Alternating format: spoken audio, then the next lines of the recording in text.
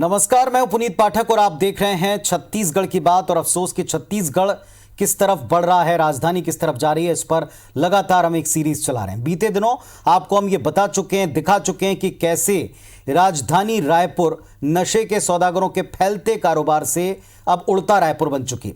मुंबई में ड्रग्स के शिकार सेलेब्स की खबरों के बीच राजधानी रायपुर में गली मोहल्लों में खुलेआम बिकते नशे की तस्वीरों ने न केवल रायपुर वासियों को चौंकाया बल्कि पुलिस की भी नींद तोड़ी है।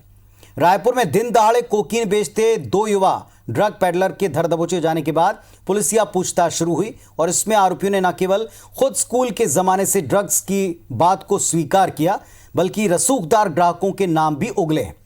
पुलिस अब उन रसूखदारों की कुंडली बना रही है।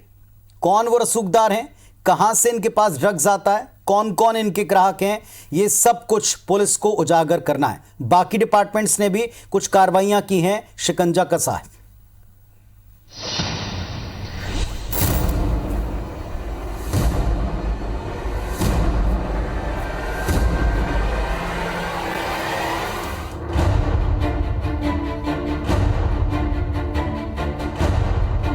और लोगों को अरेस्ट किया जा चुका है। IBC 24 की मुहिम के बाद हरकत में आई पुलिस ने रायपुर से बीते दिन 17 ग्राम हाई क्वालिटी कोकीन के लिए ग्राहक तलाशते दो आरोपी श्रेयांश झाबक और विकास बंचोर को गिरफ्तार किया। आरोपियों ने अब तक की पुलिस पूछताछ में बताया कि वो लगातार 2 साल से रायपुर में कोकीन बेच रहे थे। दोनों आरोपी संपन्न परिवार से हैं और स्कूल के समय से ही नशे के आदी भी। आरोपी विकास बंचोर क्लब्स में डिस्क जॉकी बनकर यूथ के बीच जान पहचान बढ़ाता था। दोनों आरोपियों ने कबूला कि वो मुंबई से ड्रग्स लाकर अपने हमउम्र लड़कों को ग्राहक बनाते थे। धीरे धीरे दोनों ने नाइट क्लब और होटल्स में नशे के परमानेंट ग्राहक बना लिए। ये दोनों आरोपी होटल्स में Halloween, rain dance, pool party, sunburn party के नाम पर रेव पार्टियों में ड्रग्स सप्लाई किया करते थे। कहीं ना कहीं से तो सप्लाई हो रही है। अगर लेंगे तभी जब सप्लाई होगी, तो हमारा ये है कि सप्लाई को चोक किया जाए। सप्लाई करने वाले जो पेडलर्स हैं उन पे कार्रवाई की जाए। प्लस जो कई ऐसे लोग होते हैं जो मंगा करके नोडल एजेंट के रूप में काम करते हैं, वैसे लोग पे कार्रवाई होगी तो अपने आप असर दिखने लगेगा। कोकीन बेचने वाले दोनों ड्रग पेडलर ने पुलिस पूछताछ में 12 नाम बताए हैं, जिनमें कई लड़कियां भी शामिल हैं। पुलिस अब इन आरोपियों के कॉल डिटेल से ड्रग्स खरीदारों का पूरा कच्चा चिट्ठा जमा कर रही है। फिलहाल पुलिस को ये पता चला कि नशे के सौदागरों की पैठ नाइट क्लब, होटल, बड़े शिक्षण संस्थानों के हॉस्टल और पॉश घरों की युवा पीढ़ी तक है।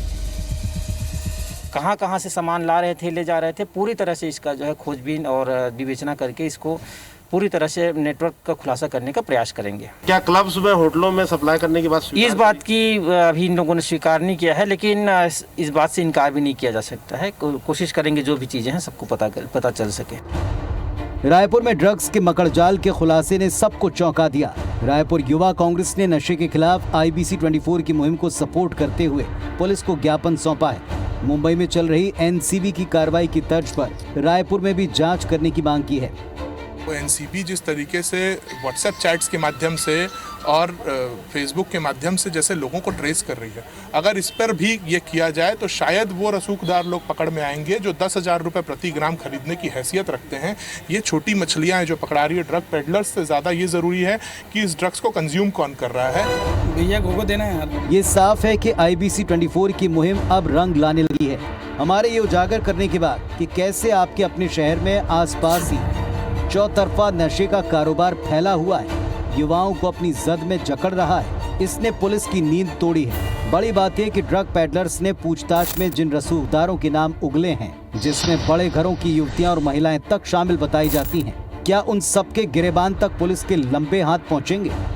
मुंबई की तरह यहाँ भी क्या ड्रग्स डीलिंग की एक एक कड़ी बेनकाब हो पाएगी?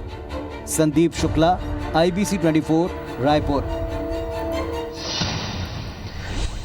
तो शहर बचाना है तो साहब अभी जागना होगा, कार्रवाई करनी होगी। कार्रवाई शुरू हुई है लेकिन ये अंजाम तक पहुंचे और तब तक ये मुहिम भी चलती रहेगी। रायपुर से हमारे दोनों सहयोगी संदीप शुक्ला और राजेश राज इस वक्त जुड़ गए बड़े अपडेट्स के साथ। संदीप, जो ड्रग पेडलर धरे गए थे, पकड़े गए थे, अब उनके सारी डिटेल्स भी खंगाले जा रहे हैं, उनसे क्या अपडेट्स मिले हैं? पूछताछ में क्या राज उन्होंने उगले हैं? देखिए, जैसे रिपोर्ट में हमने दिखाया कि उन्होंने बहुत सारे नाम और नंबर पुलिस को दिए हैं और स्वीकार लिया है कि वो स्कूल टाइम से जो है बैरन बाजार की स्कूल जो है 2 स्कूल हैं, वहाँ पर वो उन्होंने अलग अलग स्कूलों में पढ़ाई की और वहीं से वो नशे के आदी थे। मतलब उस समय से नशे का कारोबार हो रहा था और उनको जब ये रास आ गया, वो अपने खुद के कमाई के लिए भी और अपना नशा चलाने के लिए भी ये धंधा ही है उन्होंने अपना लिया। इन्होंने उसमें नंबर तो बहुत सारे दिए हैं, लेकिन पुनीत जी मैं एक सवाल फिर से खड़ा करूँगा कि 36 घंटे हो चुके हैं नंबर्स पुलिस के हाथ में आए, अभी अभी लॉकडाउन खुला है, जाहिर सी बात है जो ड्रग के खरीदार हम जिन्हें बता रहे हैं वो रायपुर में होंगे, इसकी बहुत ज़्यादा संभावना है। लॉकडाउन में कोई कहीं गया नहीं होगा। 36 घंटे हो चुके हैं, लेकिन वो 12 नंबर्स के 12 नंबर अभी बंद बता रहे हैं। तो कहीं ना कहीं से जो खबरें हम लगातार दिखा रहे हैं, तो उनको वो कहीं ना कहीं अलर्ट मोड में शायद आ गए हैं या फरार होने की तैयारी में है या बचने की तैयारी में। तो यहाँ पर बहुत तेज़ी से कार्रवाई करने की ज़रूरत है कहीं ना कहीं पुलिस को, क्योंकि 36 घंटे हो चुके हैं। ये जो नंबर्स हैं हम बता रहे हैं कि लड़कियों के भी नाम है, ये सहयोग नहीं कर रहे हैं, क्योंकि पहले इनको बुलाया जाएगा, क्रॉस वेरीफाई किया जाएगा कि जो ड्रग पेडलर बोल रहा है वो सच है कि नहीं, और उसके बाद ही जो है पुलिस आगे एक्शन लेगी। लेकिन इनके ज़्यादातर नंबर आपको बता दें कि 90% लोगों के नंबर जो है वो बंद है या बंद बताया जा रहे हैं। बहुत बड़ा सवाल है, क्योंकि जिस प्रकार से हमने खुलासा किया उसके बाद छापेमारी हुई, कहीं ना कहीं संरक्षण किसी का है। तो क्या ये लिस्ट ऐसी तो नहीं होगी कि इस पे लोगों को छांटा जाएगा कि किस पे कार्रवाई करना है किस पे नहीं करना है? क्योंकि होटल में जो कार्रवाई हुई थी गोलीकांड से जो भंडाफोड़ हुआ था उस घटना का, मतलब वो सारा का काम लगातार लॉकडाउन में चला है, उससे रोक कर रखी गई थी कार्रवाई को। तो ये जो लिस्ट अपडेट हो रही है, हम उम्मीद करेंगे कि बार बार हम जाके खतरों के बीच से ये रिपोर्ट निकाल के ला रहे हैं, तो ये लिस्ट जो होगी अनकट होगी, हर किसी से पूछताछ होगी, हर किसी पे कार्रवाई होगी। तो इनका अपडेट लगातार हो रहा है। बहुत सारे नाम इन्होंने और उजागर कर दिया है सुरक्षा कारणों के कारण, और कहीं आरोपी फरार ना हो जाए, इसलिए उनका वर्ग सार्वजनिक नहीं किया जा सकता। लेकिन पुलिस ने संकेत दिए हैं कि जो पॉश इलाके हैं उनके नाम उपनाम जो है, बड़े लोगों से जुड़े हुए उपनाम है, तो उससे जो है आप समझ जाइए कि बहुत बड़े लोग हैं। बस देखने वाली बात है कि चंद घंटों में कुछ लोगों को गिरफ्तार जो पुलिस बड़े बड़े दुर्दांत अपराधियों को कर लेती है, 36 घंटे बाद भी जो है अभी तक क्यों वो लोगों की गिरफ्तारी या पूछताछ के लिए बुलाने वाली प्रक्रिया जो है वो शुरू क्यों नहीं हुई है, इस पर एक बड़ा सवाल खड़ा होता है अभी भी। जी, ड्रग्स को लेना, पेडल करना, कंज्यूम करना, तीनों अपने आप में बड़े बड़े क्राइम हैं। इसमें जितने भी नाम है, आपने एक बड़ी बात की कि अगर 90% नंबर बंद हैं तो वो अलर्ट मोड में जा चुके हैं, उनको कोई बता चुका है, वो देख चुके हैं, समझ चुके हैं। इन तक पहुंचने की पुलिस की क्या प्लानिंग है? कब तक इंतजार किया जाएगा? नंबर ये अपने आप स्वाभाविक तो चालू होने से रहे।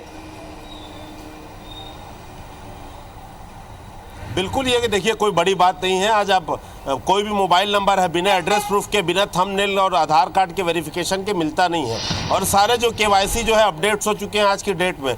पुलिस के लिए 1 मिनट का काम है ये कि उनका पता खंगालना। तो ये देखने वाली बात है कि क्या ये अभी बात को सुरक्षा कारणों से ही सही है, किस कारण से जो है अभी जो है पूछताछ की कार्रवाई शुरू क्यों नहीं हुई है, ये बहुत बड़ा अपने कारण है। तो क्योंकि अगर जितने देखिए ये देर होगी उतना ज़्यादा कार्रवाई में ढिलाई होगी, क्योंकि ये होटल में गलती हुई थी। अगर जो लोग पकड़े गए थे उनके ब्लड सैंपल और बाकी चीज़ों की जांच हो जाती कि वो नशे में है कि नहीं, उससे पुष्टि हो जाती, कोर्ट में मामला खड़ा हो जाता, किसी को जमानत नहीं मिलती। तो जो ये ड्रग कंज्यूमर्स है, जो ग्राहक है, जल्द से जल्द ये लोग आए, इनकी जाँच हो, क्योंकि ये इतना HID इतने समय तक लोगों के उसमें यूरिन में, बॉडी में रहता है। डोप टेस्ट के माध्यम से यही सारी चीज़ें हैं जो पकड़ में आ जाती, बहुत सारी तरीके हैं। तो जितना देर होगा उतना ये जो है कानून के चंगुल से दूर होते जाएंगे। संभावना भी है कि, आशंका भी है कि वो फरार हो जाएं। तो बहुत तेज़ी से काम करने की ज़रूरत है। खाली एक ये बता देना कि हमने कुछ खुलासे कर लिए हैं, नाम नंबर हमको मिल गए, उसके बाद क्या? लेकिन उसके बाद क्या? आधार कार्ड, जन्म कुंडली पूरी खुल जाती है आदमी की मोबाइल से, उसके रिश्तेदारों के, उसके माँ से, बाप से किससे बात की है, दोस्तों से किससे बात की है, पूरी डिटेल एक बार में लगता है 1 क्लिक में निकलती है। तो ये पुलिस क्या उनके खुद के आने की इंतज़ार कर रही है शायद, उसके बाद फिर कोई कड़ा एक्शन लो, ये देखने वाली बात रहेगी। लेकिन जितने जल्दी कार्रवाई करेंगे उतना बेहतर होगा। ब्लड सैंपल्स में शायद वो ड्रग भी आ जाए या फरार होने की जो आशंका है वो कम होगी। जी, रेव पार्टीज होती हैं रायपुर में, ये तो अब साफ साफ दिख रहा है। इनके पीछे कोई एक मास्टरमाइंड है या रसूखदार ही इसको लेते हैं, कंज्यूम करते हैं, इसलिए उन नामों को छुपाने के लिए अब दबाव है क्या इमाम? बिल्कुल, देखिए सप्लायर जो होते हैं वो बड़े बड़े सप्लायर, 1-1, 2-2 सप्लायर होते हैं, उनके गुर्गे रहते हैं। खरीदते हैं। हम बार बार बोल रहे हैं कि ग्राहकों का पता करना बहुत ज़्यादा ज़रूरी है, क्योंकि हम बता रहे हैं, जैसे इन्होंने बताया कि एयरपोर्ट से खुद आते थे, मुंबई से लड़कों को लाते थे, बाद में खर्चा बचाने के लिए कार्गो से माल बुलाते थे। अब ये माल कहाँ जा रहा था? क्यों? क्योंकि हम बार बार बोलते हैं कि समझ लीजिए, उदाहरण के तौर पर सोमवार को किसी ने माल मांगा, चरस मांगी, कोकीन मांगी, अगर एक सप्लायर नहीं दे पाता तो ग्राहक दूसरे से संपर्क करता है, तीसरे से संपर्क कर सकता है। बिल्कुल इस बात की संभावना है कि आज जो दोनों पुलिस की गिरफ्त में है तो कहीं ना कहीं वो नशाखोर कहीं ना कहीं और से वो नशा खरीद रहे होंगे। इसीलिए हम बार बार बोल रहे हैं कि ग्राहक पकड़ाएंगे तो उनके खरीदार भी पकड़ाएंगे, तो बेचने पे अगर कार्रवाई होगी तो खरीदार पे ऑटोमेटिक जो है कहीं ना कहीं उसका पूरा खुलासा ऑटोमेटिकली हो जाएगा। तो सबसे हम बार बार यही कह रहे हैं कि दबाव हो चाहे जो भी हो, हमने इतनी कलई खोल के रख दी है, अगर शहर को बचाना है तो तत्काल कार्रवाई करनी पड़ेगी। जिस प्रकार से 36 घंटे के बाद भी अभी भी लोगों का पूछताछ का सिलसिला शुरू नहीं हुआ है, इस पे सवाल जो है हम क्या पब्लिक भी खड़े करेगी। जो इस मामले को सुनेगा वो बार बार इस बात को उठाएगा कि मोबाइल नंबर जब मिल चुके हैं, व्हाट्सएप चैट जब मिल चुके हैं, तो इतना समय क्यों लग रहा है। जी, पुलिस की प्लानिंग क्या इस बात का खुलासा कर पा रही है? सूत्र बता पा रहे हैं वो करना क्या चाह रहे हैं? इतना टाइम क्यों ले रहे हैं? 36 घंटे ऑलरेडी हो चुके हैं, आगे करना क्या चाहते हैं? केवल पूछताछ पर डिपेंड करेंगे या आगे डिटेल्स के सामने आने का इंतजार करेंगे? देखिए, आमतौर पर यह होता था कि पुलिस रिमांड नहीं लेती है। जैसे जो नर्स और उसका गैंग जो है इंजेक्शन लगा के लोगों से पैसा वसूल रहा था, उसकी रिमांड नहीं ली गई, उसे जेल भेज दिया गया, जबकि खुलासा हो सकता था वो किसे किसे फर्जी इंजेक्शन लगा रही है कोरोना का। मगर इस केस में कम से कम पुलिस ने रिमांड में लिया है, तो उम्मीद कर सकते हैं कि पुलिस की जो पूछताछ का तरीका है वो फिजिकली तो वो बताएंगे ही बताएंगे, लेकिन इलेक्ट्रॉनिक डिवाइसेस, उनके घर में जो कंप्यूटर्स हैं, उनके घर में जो मोबाइल है, अन्य जो उनके पास इलेक्ट्रॉनिक बिल्कुल गैजेट होगा, बिल्कुल रिकॉर्ड रखना पड़ता है, लाखों रुपए का लेन देन होता है। जिस प्रकार से करोड़ों रुपए की सट्टा पट्टी होती है, उस प्रकार से आप जो सोचिए, जो प्रोडक्ट 1 रुपए का, 1 ग्राम 10,000 रुपए का है, उसका कितना बड़ा हिसाब किताब या रिकॉर्ड रखते होंगे। कहीं ना कहीं ये चीज़ें स्टोर होंगी। कहीं ऐसा तो नहीं है इनका कोई तीसरा, चौथा, पांचवा साथी है जो इन चीज़ों को डिलीट कर रहा होगा। इस बात पर पुलिस क्यों नहीं आगे बढ़ रही है?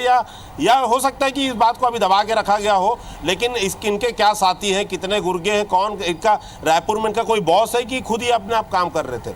नागपुर की बात कह रहे थे, अब बॉम्बे कह रहे हैं। क्या ये नागपुर का जो बयान इन्होंने बदला है किसी दबाव में बदला है, या सही में बॉम्बे से माल आ रहा था, या बॉम्बे नागपुर वाया रायपुर पहुंच रहा था? तो कहीं ना कहीं बहुत तेजी से काम करने की जरूरत है। कहीं ऐसा ना हो कि फिर ये 2 जो है पेडलर पकड़े जाए, पूरा मामला रफा दफा हो जाए, 4-6 लोगों पर जो है गिरफ्तारी हो जाए, उसके बाद पूरा मामला खत्म हो जाए। तो पूरी मेहनत हम जो कर रहे हैं वो कहीं ना कहीं जो है उस पर फिर कहीं नतीजा शिफर ना निकल जाए। सारी चीजें जो है हमने करके दे दी है, अब पूरा जो है परिणाम पुलिस के हाथों में है। जी, पुलिस को देखना है, पुलिस एक्शन में आए तो सब कुछ कर सकती है। लगातार हमारे सहयोगी बोलते रहे। एक और अहम मामला जिससे सारी कड़ियां खुली, सामने आई और उन पर भी अब कार्रवाई की दरकार है। पहले उससे जुड़ी एक रिपोर्ट भी दिखाते हैं, फिर हम हमारे सहयोगी के पास जाएंगे। रायपुर में सख्त लॉकडाउन के दरमियान अवैध शराब पार्टी में फायरिंग हुई और मामला खुल गया, वरना शायद ये चलता रहता पर्दे के पीछे से। अभिजीत कौर निरंकारी, एक और आरोपी गिरफ्तार हो गए। घटना के बाद क्वींस क्लब संचालकों पर शिकंजा कसना शुरू हो गया। हाउसिंग बोर्ड ने क्लब संचालक हरबख्श बत्रा को स्पष्टीकरण के लिए नोटिस दिया। और भी कई सारे संगठन हैं जो अब सामने आकर ऐसे तमाम होटलों पर कार्रवाई की मांग कर रहे हैं।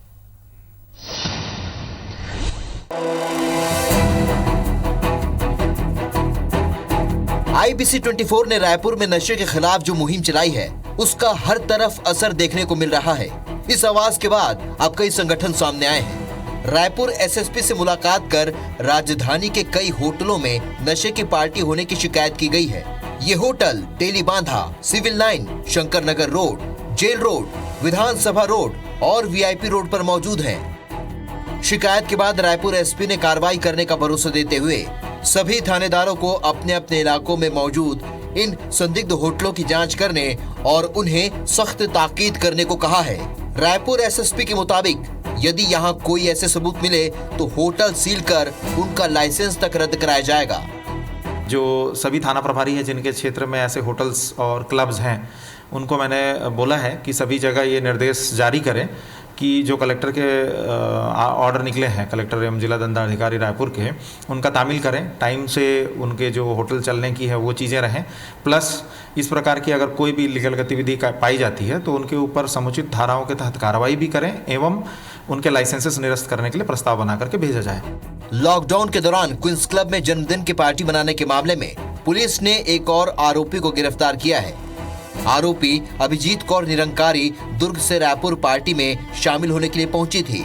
क्वींस क्लब में पार्टी ऑर्गेनाइज करने वाली मीनल की खास दोस्त अभिजीत के पास न तो ई पास था और न ही कोई दूसरा वैध दस्तावेज, लेकिन पूरे रास्ते में कहीं भी चेकिंग नहीं की गई, जिसके चलते रायपुर के पार्टी स्थल तक बेरोक टोक पहुंच गई। साथ ही ये भी खुलासा हुआ है कि उस दिन पार्टी में 8 से 9 लड़कियां शामिल हुई थी, जिनमें से 3-4 लड़कियां अभिजीत कौर के ग्रुप की थीं, बाकी को बाहर से बुलाया गया था। इधर आबकारी विभाग ने भी क्लब संचालक को बार लाइसेंस नियमों के उल्लंघन में नोटिस थमा दिया है। विभाग ने पूछा है कि लॉकडाउन में मनाही के बावजूद शराब बेचने और पिलाने के लिए क्यों ना उसका लाइसेंस रद्द कर दिया जाए। विभाग ने संचालक को 7 दिनों के भीतर जवाब देने को कहा है। राजेश राज, IBC 24, रायपुर। और राजेश राज हमारे साथ में जुड़े हैं। राजेश, क्या बड़े अपडेट्स हैं क्वींस क्लब के मामले में? शिकंजा कस तो रहा है, पर क्या असर करेगा? बाकी के होटलों तक भी पुलिस के हाथ पहुंचेंगे क्या?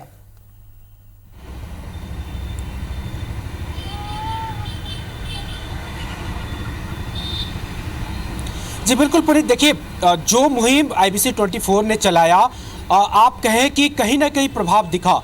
वो जो पहले लग रहा था कि ये कार्रवाई दब जाएगी, किसी रसूखदार के प्रभाव में आकर के कार्रवाई रफा दफा हो जाएगा, वैसा होता अब कम से कम नहीं दिख रहा है। अब एटलीस्ट कार्रवाई करनी पड़ रही है। रायपुर पुलिस को भी कहना पड़ रहा है कि हम सभी एंगल से जांच करने को तैयार हैं, हम जांच करेंगे, कार्रवाई भी कर रही है। और जो दूसरे विभाग है उनको भी कार्रवाई करनी पड़ रही है। जो आबकारी विभाग था उसने नोटिस दिया है, हाउसिंग बोर्ड की तरफ से भी एक नोटिस सर्व किया गया है, जो उसके पूर्व संचालक है उसको। और रायपुर पुलिस की भी कार्रवाई लगातार देखने को मिल रही है, क्योंकि कल ही 2 आरोपी को इसमें और पकड़ा गया था, परसों, और कल 5 और नए आरोपी इसमें बनाए गए थे। आज एक और आरोपी को पकड़ा गया है। ये जो अभिजीत कौर निरंकारी है, ये एक महत्वपूर्ण कड़ी है, क्योंकि ये उस ऑर्गेनाइजर की फ्रेंड है, बहुत खास फ्रेंड है, जिसने इस पार्टी का आयोजन किया था, मीनल। तो पुलिस को इससे बहुत सारी कुछ जानकारी मिल सकती है कि ये मीनल कौन है, अमित के साथ इसके क्या रिश्ते रहे, और उस पूरे दौरान जो पार्टी हुई थी जिसमें ये नशे में धुत पाई गई थी। पुलिस के सूत्रों ने हमें बताया कि जिस वक्त ये हवाई फायरिंग की घटना हुई, जब पुलिस वहाँ पे पहुँची तो ये नशे में बिल्कुल बेशुद्ध थी। ये जरूर कहा जा रहा है कि इसने सिर्फ शराब पी थी, लेकिन उस स्थिति को देख करके कहीं ऐसा नहीं लग रहा था कि ये सिर्फ शराब का नशा है, बल्कि जैसा बार बार ये सवाल उठाया जा रहा है, पुलिस को भी ये जानकारी दी जा रही है, कहा जा रहा है कि उस पार्टी में सिर्फ शराबखोरी नहीं हुई थी, उसमें ड्रग्स या दूसरे नशे का भी इस्तेमाल हुआ था। उसकी ओर भी हमारे पुलिस के सूत्र इशारा कर रहे हैं। और एक ये भी कह रहे हैं कि अब भले ही वो बातें पब्लिक में नहीं बताई जा रही, लेकिन कह सकते हैं कि हमारे लगातार अभियान के बाद दबाव में ये चीज़ करी जा रही है, किया जा रहा है कि ड्रग्स के एंगल को भी बाकायदा पर्दे के पीछे से तलाशा जा रहा है। फ़ोन कॉल्स डिटेल्स खंगाले जा रहे हैं, जो आरोपी गिरफ्तार हो रहे हैं उनसे पूछा जा रहा है कि उसमें कुछ ड्रग्स का इस्तेमाल तो नहीं हुआ था। हालांकि इसकी आधिकारिक रूप से पुष्टि या फिर खुल करके मीडिया में कोई बड़ा अधिकारी बयान नहीं दे रहा है, लेकिन जो पुलिस के सूत्र हैं उन्होंने हमें ये बात ज़रूर बताई है कि इस एंगल से भी जांच शुरू हो गई है। और इस बात को हम ज़रूर कहना चाहेंगे कि ये सिर्फ IBC 24 की मुहिम की कोशिश है कि ये अधिकारी को करना पड़ रहा है। और अब इसमें जब बहुत सारे अलग अलग संगठन भी आकर के अपनी ओर से जानकारी दे रहे हैं कि उस लॉकडाउन के दौरान उस क्वींस क्लब में भी पार्टियां होती रही है, वहाँ पे शराब पिलाई गई, बल्कि ड्रग्स भी खपाए गए थे, तो पुलिस को उस पर भी कार्रवाई करनी चाहिए। तो चौतरफा दबाव पुलिस पे पड़ रहा है। और अब पुलिस ये भी कह रही है कि वो सभी एंगल्स के हिसाब से, जो सभी संदेह हैं उसके हिसाब से भी जांच करने को तैयार है। जी, बाकी डिपार्टमेंट्स अगर पहले अपना काम करते, पहले ये चौकसी होती, तो शायद इतना बड़ा घटनाक्रम या इतनी शय नहीं मिलती। छोटा सा ब्रेक लेंगे, कुछ बड़े सवाल हैं जिनके जवाब सबको चाहिए। नशे के कितने सौदागर पूरे शहर को और पीढ़ी को खोखला बना रहे हैं, इस पर लगातार हम खबर भी दिखा रहे हैं, हर पहलू को सामने रख रहे हैं। फोन कॉल्स, हमारे साथ संदीप जुड़े हैं। संदीप, फोन कॉल और फोन चैट्स इंपॉर्टेंट कड़ी होते हैं, इनमें किस तरह के कोड इस्तेमाल किए जाते हैं, क्या ये सामने आ पाया? ये मास्टरमाइंड क्या सिर्फ मुंबई में है या ऐसे कई सारे लोग यहां पर हैं? इसको लेकर के पुलिस कितना आगे बढ़े? देखिए ये बात समझ में आ रही है कि जो पैकेट, पुड़िया, माल, ये सारे शब्दावली जो है अलग अलग इस्तेमाल होती है, क्योंकि बहुत सारे प्रोडक्ट होते हैं। चरस के लिए अलग है, और मतलब शब्दावली व्हाट्सअप चैट में सीधा सीधा बात नहीं होती। ये पैकेट, पुड़िया, माल, ये सारी चीज़ों का जो उपयोग करते हैं। लेकिन सबसे ज़्यादा जो हमें समझ में आया है कि ये जो कोकीन जो है, सबसे ज़्यादा कोकीन के साथ साथ अफीम जो है, अफीम के बजाय चरस जो है, ये जो 2-3 आइटम है बहुत ज़्यादा जो है इस पर का युवा इस्तेमाल कर रहे हैं। और ये पंजाब और हिमाचल से भी आने की जो इस पर सूचना मिली है, क्योंकि शायद ये कोई नशीले पौधे से ही निकलता है, जितना फ्रेश हो उतना ज़्यादा कीमत में बिकता है। तो ये सारी चीज़ें अब क्लू खुली हैं। अब इसमें देखना होगा कि पुलिस ने अब बताया है कि 10 से 12 लोग हैं, तो ये तो संभव ही नहीं है, क्योंकि जिस तादाद में माल मिला है और 2 साल से ये काम कर रहे थे। सबसे बड़ी बात देखिए, ये बात ये है कि 2 साल से लगातार बेच रहे थे, ये पुलिस को दिखाई नहीं दिए। इन्होंने खुद बोला है कि 2 साल से काम कर रहे थे। ये जो लड़का है विकास बंछोर, ये खुद जाके बॉम्बे में लिव इन रिलेशनशिप में था। इसके साथ जो लड़की थी वो भी नशा करती थी, और कहीं ना कहीं दोनों मिलके जो है माल लाके रायपुर में सब सारे कुछ करते थे। तो इतना कुछ जो कुंडली है वो निकल चुकी है। मोबाइल ऐसी चीज है कि अब ये कॉल डिटेल और कॉल रिकॉर्ड्स और साथ ही साथ ये चैट रिकॉर्ड, ये काफी कुछ उगलेगा। इसकी शब्दावलियां काफी कुछ उगलेंगी। राजेश, एक बड़ा सवाल बड़े संक्षेप में बताएं। ऐसे कई होटल थे जो लॉकडाउन के दरमियान भी पार्टियां और नशे के आदी लोगों को नशा परोस रहे थे।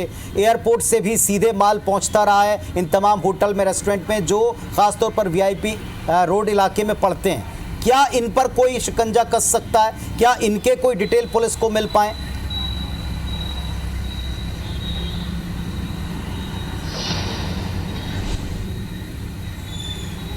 देखिए पुनीत, बहुत स्पष्ट रूप से कहना चाहूँगा कि ये जो भी कह रहे हैं ये सच है, क्योंकि ये इस बात के बड़े सबूत हो सकते हैं या फिर विश्वास है। राजधानी के बहुत सारे लोग बड़े विश्वास के साथ ये कह रहे हैं कि ऐसा हुआ है। लॉकडाउन के दौरान सिर्फ क्वींस क्लब में ही नहीं बल्कि कई और बड़े होटलों में भी इस तरह की गतिविधियां की गई हैं, ड्रग सप्लाई हुई है। चूँकि इसके लोग जो जुड़े हुए हैं वो इतने रसूखदार हैं, आप सिर्फ इस बात से अंदाज़ा लगा सकते हैं कि अगर ये गोलीकांड नहीं हुआ होता तो आज इतना बड़ा जो खुलासा हो रहा है या इतनी बड़ी बड़ी बातें हो रही है वो भी दब के रह जाती, क्योंकि इसके पीछे अधिकारी के लोग शामिल हैं, राजनेताओं के लोग शामिल हैं। संरक्षण बहुत बड़े पैमाने पे है, इतने बड़े पैमाने पे है कि आज भी ईमानदारी से कार्रवाई होती नहीं दिख रही है।